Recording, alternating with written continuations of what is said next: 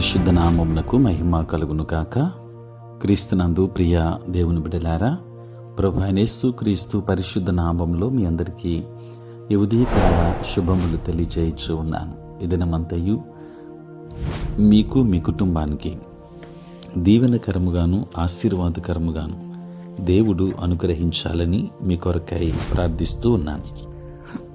నేటి దినము కొరకు ఏర్పాటు చేయబడిన దేవుని వాక్యము లూకా సువార్త 1వ అధ్యాయం 29వ వచనం.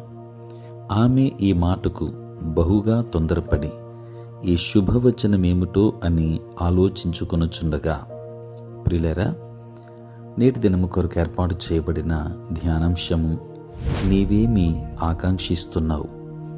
దేవుని బిడ్డలారా, చదువుబడిన వాక్య భాగాన్ని గమనిస్తే, గాబ్రియేలు దూత మరియకు ప్రతికూలమైనది లేక అమర్యాదకరమైనది చెప్పలేదు.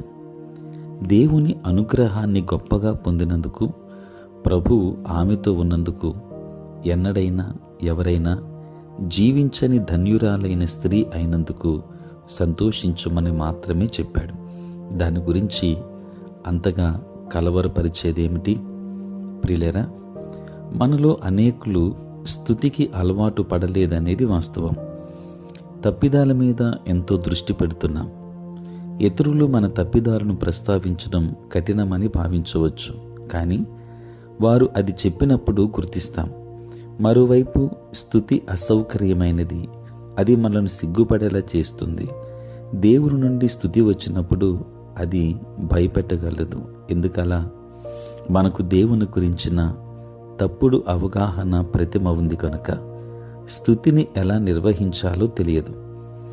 దేవుణ్ణి ప్రేమగల తండ్రిగా చూడటానికి బదులు కఠినముగా డిమాండ్ చేస్తూ శిక్షించే వ్యక్తిగా చూడటానికే మొగ్గు చూపుతున్నాం. ఆయన నుండి కరుణను కాకుండా తీర్పును ఊహిస్తున్నాం. నిశ్చయముగా స్తుతిని ఎదురు చూడడం లేదు. దేవుడు ప్రేమాస్వరూపి అని బైబిల్ చెబుతుంది. అలాగని ఆయన పాపాన్ని చూచి చూడనట్టుగా ఉంటాడని అర్థం కాదు. కానీ తన బిడ్డలుగా ఆయన మనల్ని క్షమించి పాపం చేయకూడదని ప్రేరేపిస్తాడు. దేవుని బిడ్డలారా, దేవుడు మరియను చూసినట్లే మనలను మనం చూసుకోవడానికి మొగ్గు చూపాం. ఒకవేళ గాబ్రియేలు ఆమెను గద్దించి ఉంటే అంతగా కలవరపడేది కాదు. ఆ సందేశం దేవుని నుండి వచ్చింది అని చెప్పేది. కానీ గాబ్రియేలు మరేమీ చెప్పకుండా ఆమెను స్తుతించాడు.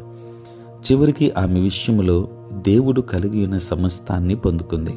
ప్రియులారా, ఈనాడు విశ్వాసులంతా ప్రభు చేత దీవించబడి దయాప్రాప్తులుగా ఉన్నారని గుర్తుంచుకుందాం. అందులో నీవు కూడా ఉన్నావు. నీవు ధన్యుడవు, ధన్యురాలవు. దేవుడు మిమ్మల్ని మీ కుటుంబాన్ని దీవించునుగాక. ఆమేన్. ప్రార్థన.